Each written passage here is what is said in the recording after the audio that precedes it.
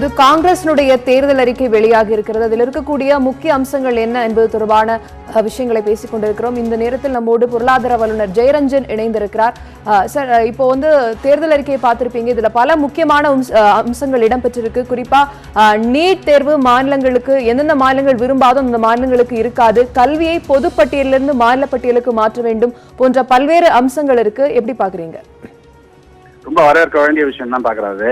அது மட்டும் இல்ல, அதுல இன்னொரு முக்கியமான கூற நீங்க கவனிக்கணும். என்ன அப்படின்னு கேட்டீங்கன்னாக்கா, அதாவது முதல் தலைமுறை மாணவர்கள் இருக்காங்கல்ல, அவங்களுக்கும் கிராமப்புறத்துல இருந்து வர மாணவர்களுக்கும் கூடுதல் மதிப்பெண்கள் வெயிட்டேஜ் கொடுக்கறதுக்கு அனுமதிக்கப்படும்னு அதுல தெரிவிச்சிருக்காங்க. அது என்ன செய்யும் அப்படின்னு கேட்டீங்கன்னா, ஏற்கனவே தமிழ்நாடுல அந்த மாதிரி ஒரு முயற்சி நடந்திருக்குது. அது எப்ப நடந்தது அப்படின்னு கேட்டீங்கன்னா, அப்ப கலைஞர் சீஃப் மினிஸ்டரா இருக்கும்பொழுது அப்போ அனந்தகிருஷ்ணன் வைஸ் சான்சலரா இருக்காரு அண்ணா யூனிவர்சிட்டியில.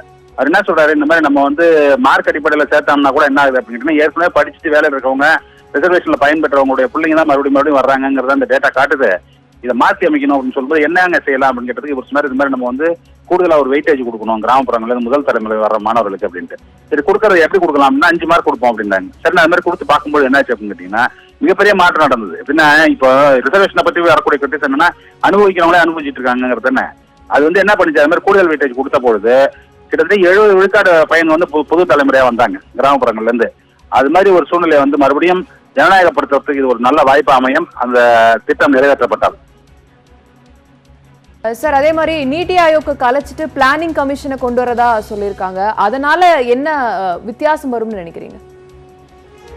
நீத்தி ஆயோக் சும்மா வரும் ஒரு எப்படின்னா ஜால்ரா கம்பெனி மாதிரி ஆயிடுச்சு. இப்போ அது என்ன சொல்றாங்கன்னா, கவர்மெண்ட்ல என்ன சொல்றாங்களோ அது எல்லாத்துக்கும் ஆமா ஆமான்னு சொல்ற கம்பெனி மாதிரி ஆக்கிட்டாங்க. அதை அவங்களுக்கு வேற கொள்கை முடிவுலாம் எடுக்கிறதுக்குலாம் எந்த அதிகாரமும் இல்லை. அவங்க எப்படின்னு கேட்டீங்கன்னா, இருக்கிற டிபார்ட்மெண்ட் அதுக்கு உண்டான எக்ஸ்பர்ட்ஸ் எல்லாத்தையும் காலி பண்ணிட்டு எல்லாத்தையும் நீத்தி ஆயோக் பக்கம் தள்ளி விடுறதுங்கிறதா இப்போ இவங்க சீரழிச்சிருக்கிற ஒரு சங்கதி. அதுக்கு பதிலா பிளானிங் கமிஷன் அப்படின்னு ஒன்று கொண்டு வரும்பொழுது அது என்னன்னா பழைய மாதிரி கொண்டு வர போறாங்களா இல்ல வேற என்னவா கொண்டு வர போறாங்க அப்படிங்கறத நம்ம பொறுத்திருந்து தான் பார்க்கணும். பழைய மாதிரி பண்ணாங்க அப்படின்னு கேட்டீங்கன்னா பிளான் எக்ஸ்பெண்டிச்சர்ல அவங்க அலோகேட் பண்ணுவாங்கிற மாதிரி இருக்குது. ஆனா எனக்கு அந்த மாதிரி ஒரு அமைப்பு சரியா அப்படிங்கறத பத்தி அது தனி விவாதமா தான் நம்ம பண்ணணும். அதே மாதிரி பெட்ரோலிய பொருட்களை 2 ஆண்டுகளுக்குள்ள ஜிஎஸ்டிக்குள்ள கொண்டு வரும் அப்படிங்கிற ஒரு வாக்குறுதியும் கொடுத்திருக்காங்க. அது மட்டும் இல்ல, அது என்ன ஆகும் அப்படின்னு கேட்டீங்கன்னாக்கா, ஜிஎஸ்டி இது பெட்ரோலிய பொருட்களை ஜிஎஸ்டிக்குள்ள கொண்டு வரணும் அப்படின்னு சொன்னா இப்போ இருக்கிற வரி விகிதங்களே தொடரும் அப்படின்னு வச்சுக்கிட்டீங்கன்னா கூட அதிகபட்சமா 28 விழுக்காடு வரைக்கும் தான் நீங்க அது மேல வரி போட முடியும். இப்ப மாதிரி 100 விழுக்காடுலாம் வரி போட்டு இருக்க முடியாது. அந்த வகையில அதை வரவேற்க வேண்டியதுதான். விவசாயத்திற்கான அந்த தனி பட்ஜெட் அப்படிங்கிற விஷயத்தை எப்படி பாக்குறீங்க? விவசாயத்துக்கான தனி பட்ஜெட் அப்படிங்கிறது என்னன்னு கேட்டீங்கன்னாக்கா, விவசாயிகளுடைய பிரச்சனைகள் இப்போ இருக்கிற பட்ஜெட் என்னன்னு கேட்டீங்கன்னா, முதல்ல எடுத்தோன்னா விவசாயிகள் கிராமப்புறங்கள்ல ஆரம்பிப்பாங்க. ஒரு 3 திட்டத்தை மட்டும் அறிவிச்சுட்டு அதோட கடந்து போயிட்டே இருப்பாங்க. அந்த மாதிரி இல்லாமல் விவசாயிகளுக்குன்னு தனி பட்ஜெட் அப்படின்னு சொல்லி போடும்போது என்ன செய்ய வேண்டியிருக்கோம், விவசாயிகளுடைய பிரச்சனைகள் இன்னும் கூர்மையான கவனம் பெறும். அதுதான் அதுல இருந்து நமக்கு கிடைக்கக்கூடிய ஒரு சாதகமான அம்சமா இருக்கும். அதற்கு நீங்க பிரச்சனைகளை கூர்மையாக கவனிக்கும் போது உங்களோட தீர்வுகளையும் வழங்க வேண்டிய பொறுப்புல அரசு இருக்குங்கிறது நமக்கு அது தெரியும். அதே மாதிரி மத்திய அரசுடைய வரி வருவாயில 60% மாநிலங்களுக்கும் பகிர்ந்தளிக்கணும் அப்படின்ற ஒரு விஷயத்த சொல்லியிருக்காங்க. இப்போ என்ன இருக்கு அப்படின்னு கேட்டீங்கன்னாக்கா, இந்த 14வது நிதிக்குழு அவங்க கொடுத்த ரெக்கமெண்டேஷன் கேட்டீங்கன்னா 32 விழுக்காடு 42 விழுக்காடு மாநிலங்களுக்கு பகிர்ந்தளிக்கணும்னு சொல்லப்பட்டது.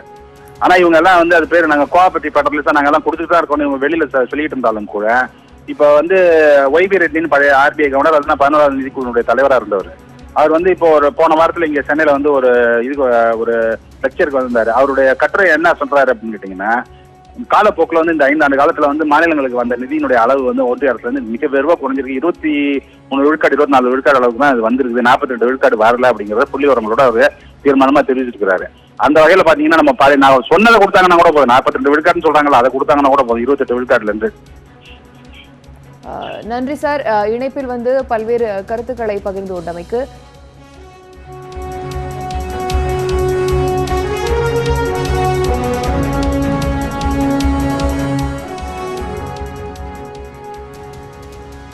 மக்களவை தேர்தலை எதிர்கொள்ளும் விதமாக காங்கிரஸ் தன்னுடைய தேர்தல் அறிக்கையை இன்றைய தினம் வெளியிட்டிருக்கிறது. 5 முக்கிய அம்சங்களை உள்ளடக்கிய அந்த தேர்தல் அறிக்கையை வெளியாக இருக்கிறது. குறிப்பாக கல்வி மாநில பட்டியலுக்குள் கொண்டு வரப்படும், நீட் தேர்வு ரத்து செய்யப்படும் என அந்த அறிக்கையில் கூறப்பட்டிருக்கிறது. நாடாளுமன்ற தேர்தலுக்கான அந்த அறிக்கையில் பல்வேறு விஷயங்களும் சொல்லப்பட்டிருக்கிறது. அதில் புதுச்சேரிக்கு தனி மாநில அந்தஸ்து வழங்கப்படும் என்ற விஷயமும் கூறப்பட்டிருக்கிறது.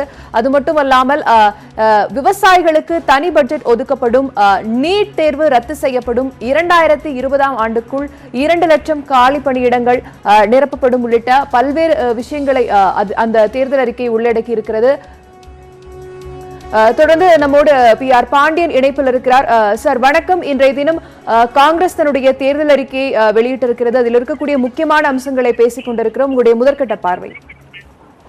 வணக்கங்க. காங்கிரஸ் கட்சியினுடைய தேர்தல் அறிக்கை விவசாயிகளுடைய நீண்ட நாள் போராட்டத்திற்கு ஒரு தீர்வு காணுகிற அறிக்கையாக அமைந்திருப்பது மிகப்பெரிய வரவேற்கப்படுகிறது. கடன் குறித்தான தனது கொள்கை நிலையை மிக தெளிவாக எடுத்துரைத்திருக்கிறார். கடன் தள்ளுபடி என்பதை விட கடன் குறித்தான ஒரு கொள்கை நிலையை, வட்டியில்லா கடன், அதே போல விவசாயிகள் மீது கிரிமினல் நடவடிக்கை எடுப்பதை தவிர்ப்பது, கடன் தள்ளுபடி, அதே போல விவசாயிகள் உற்பத்தி செய்கிற பொருளுக்கு லாபகரமான விலை உட்பட இந்த அறிக்கையில் மிக தெளிவாக குறிப்பிட்டிருப்பது விவசாயிகளுக்கு ஒரு மிகப்பெரிய விடுதலையை இந்த அறிக்கை காங்கிரஸ் ஆட்சிக்கு வந்தால் கிடைக்கும் என்கிற நம்பிக்கை ஏற்பட்டிருக்கிறது.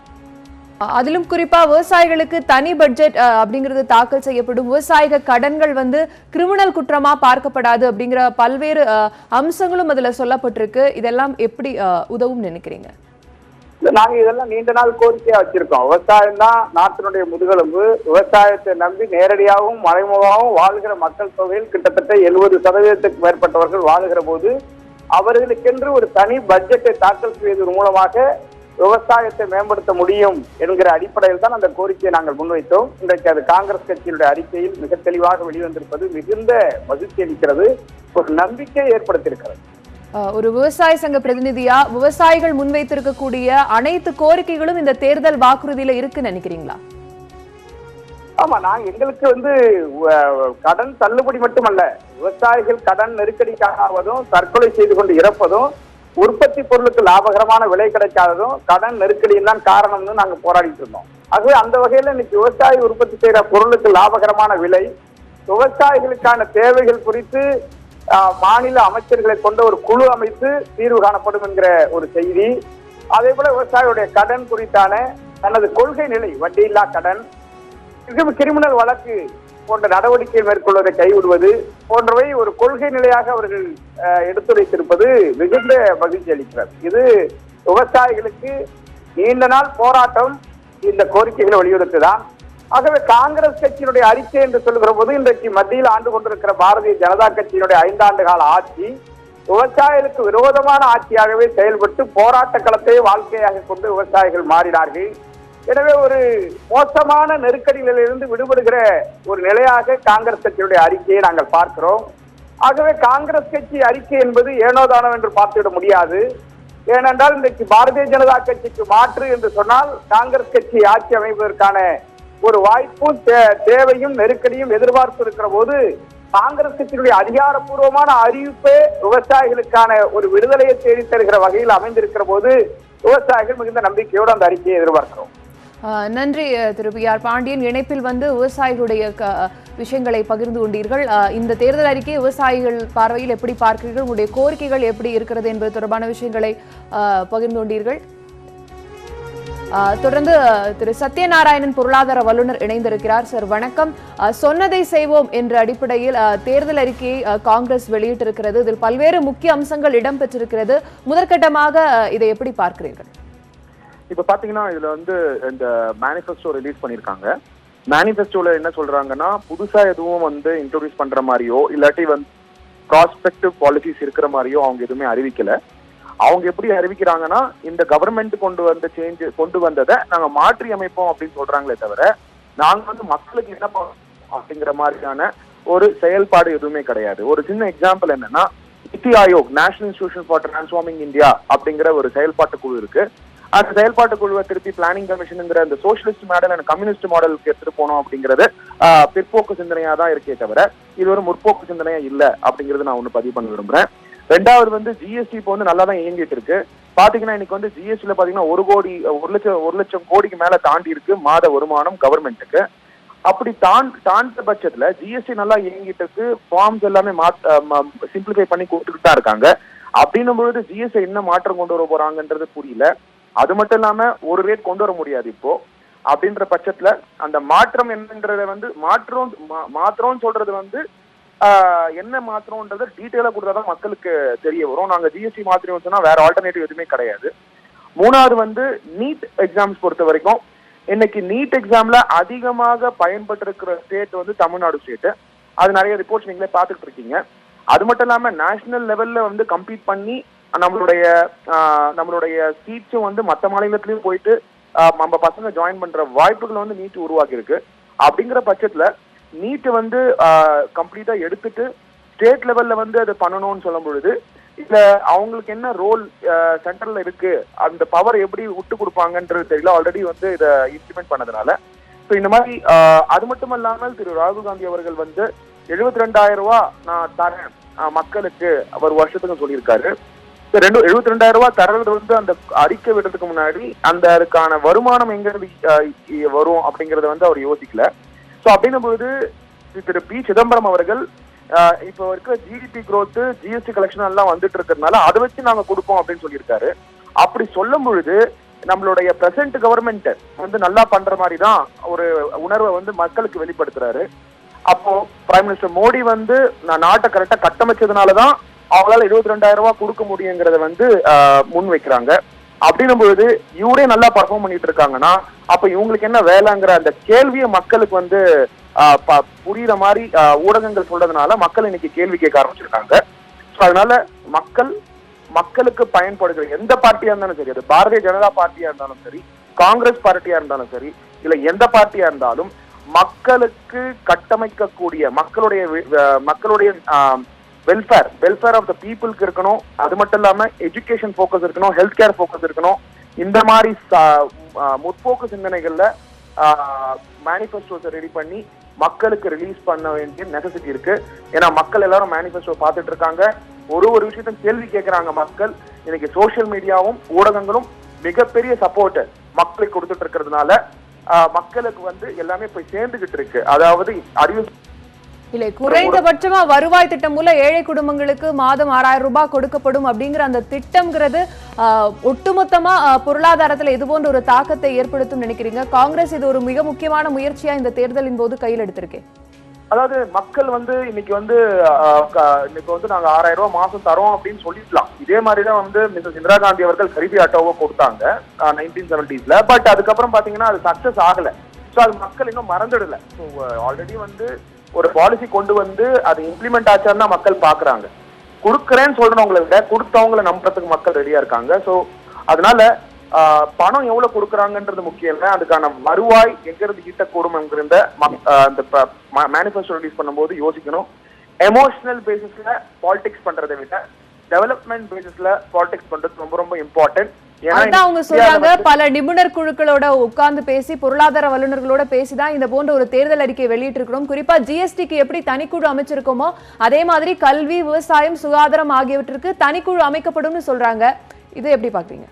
இல்ல, தனிக்குழு அமைக்கிறதுங்கிறது வந்து கண்டிப்பா வரவேற்கக்கூடியதுதான். ஏன்னா இது வந்து நான் நிறைய இடத்துல பதிவு பண்ணிருக்கேன். இப்ப ஜிஎஸ்டில வந்து என்ன பண்ணாங்களோ நாட்டுக்கு அதே மாதிரி கோஆபரேட்டிவ் ஃபெடரலிசம், சென்ட்ரல் கவர்மெண்ட்டும் ஸ்டேட் கவர்மெண்ட் இணைஞ்சுதான் நாட்டை வளர்க்க முடியுங்கிறத எப்பயுமே நான் பதிவு பண்ணிருக்கேன். அதனால அது வரவேற்கக்கூடியதுதான். அது மட்டும் இல்லாம அது கண்டிப்பா இப்ப தேவை, 2020 இருந்து தேவை.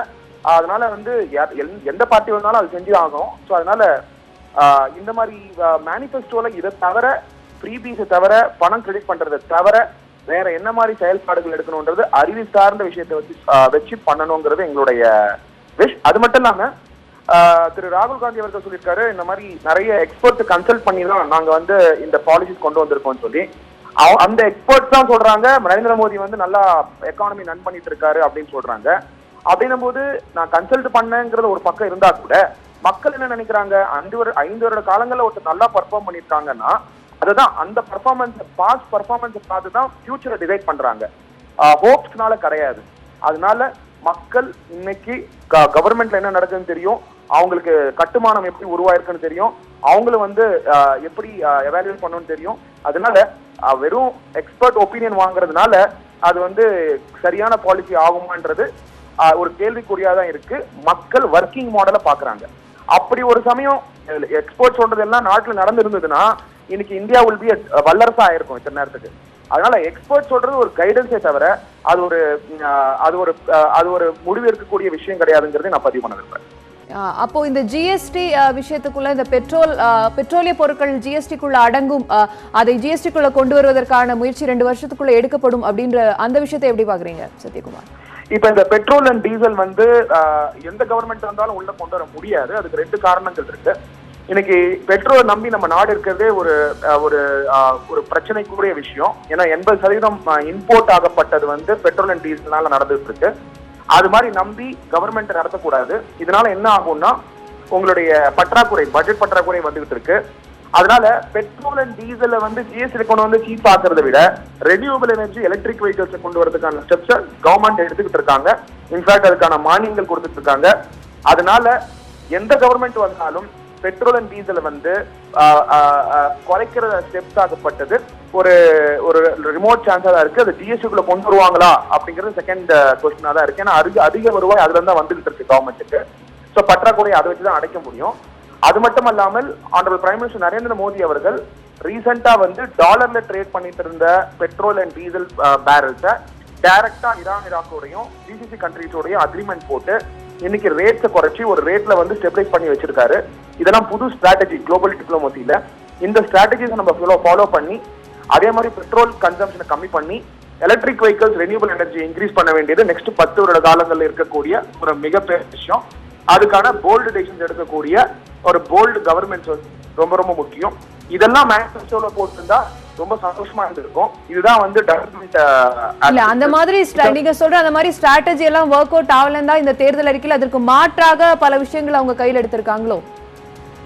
இல்ல இது ஒர்க் ஆகுறதை விட பீப்புளோட எமோஷன்ஸை யூஸ் பண்றாங்கன்னு நினைக்கிறேன்.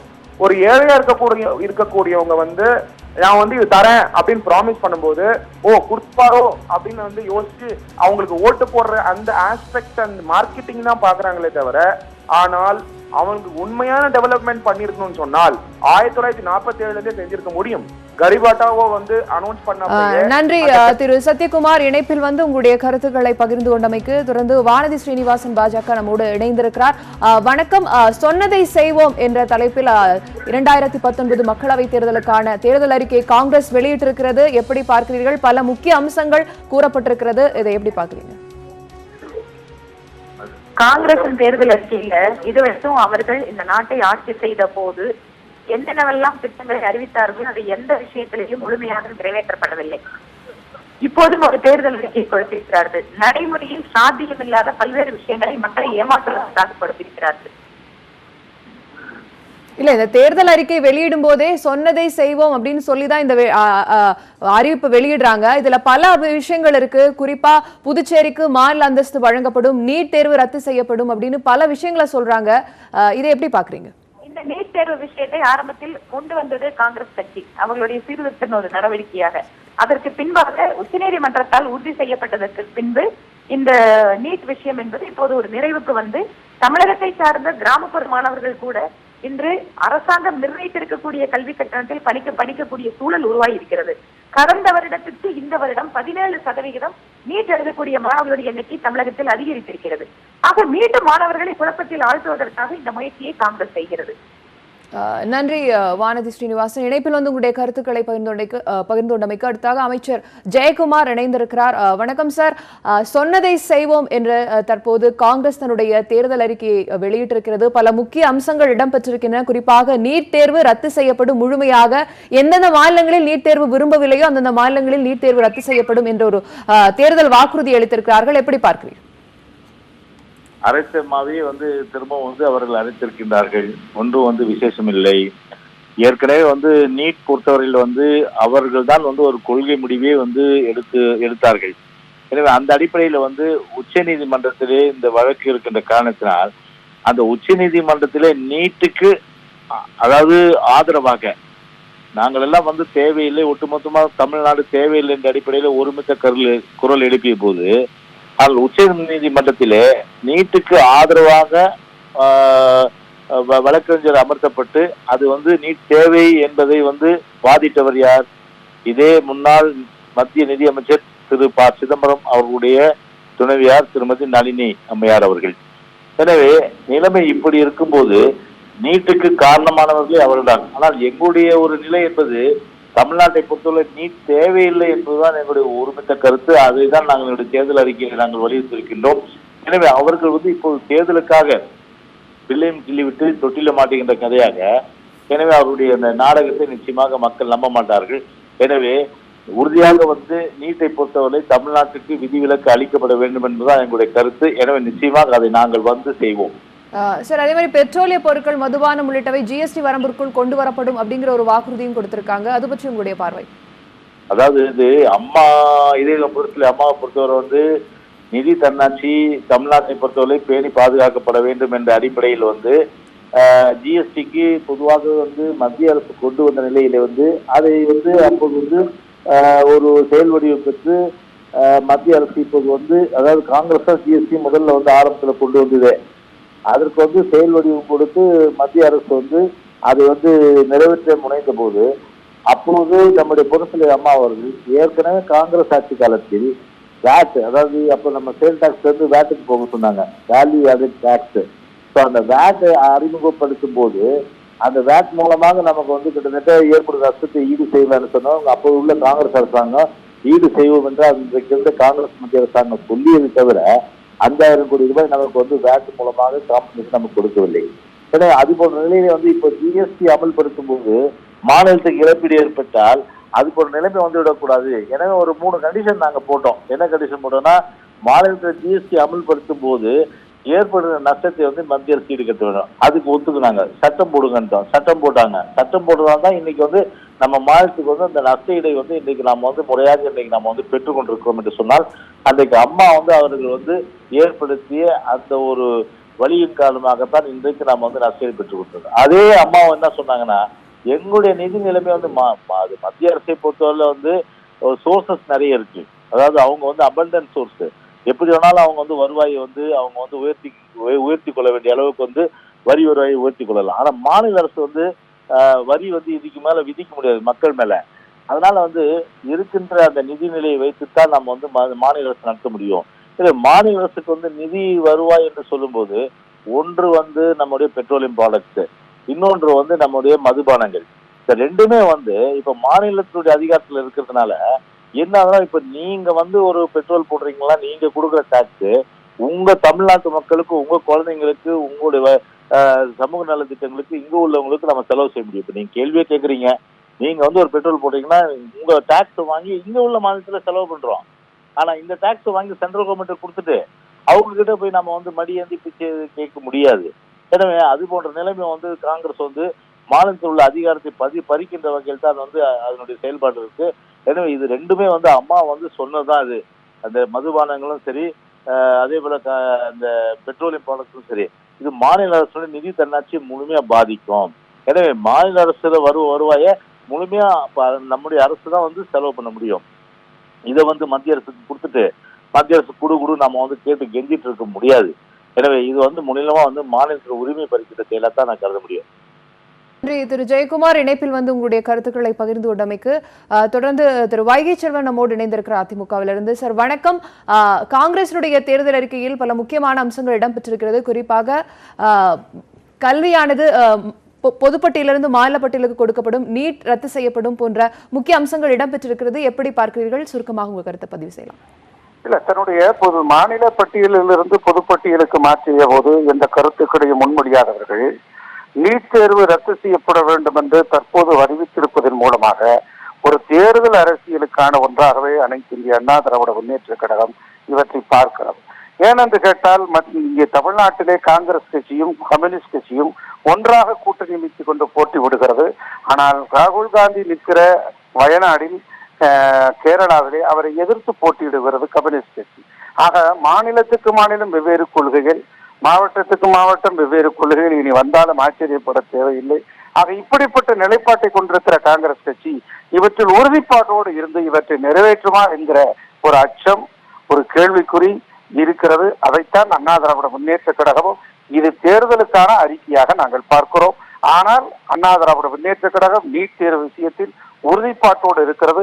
இனி வருகிற காலகட்டங்களில் நீட் தேர்வு இல்லாமல் நிலை ஏற்பட வேண்டும். அதற்காகத்தான் நாங்கள் உச்சநீதிமன்றம் வரை சென்றோம் என்பதை இந்த நேரத்தில் நான் தெளிவுபடுத்த ஆசைப்படுகிறேன். திரு வைகை செல்வன் இணைப்பில் வந்து உங்களுடைய கருத்துக்களையும் பகிர்ந்து கொண்டமைக்கு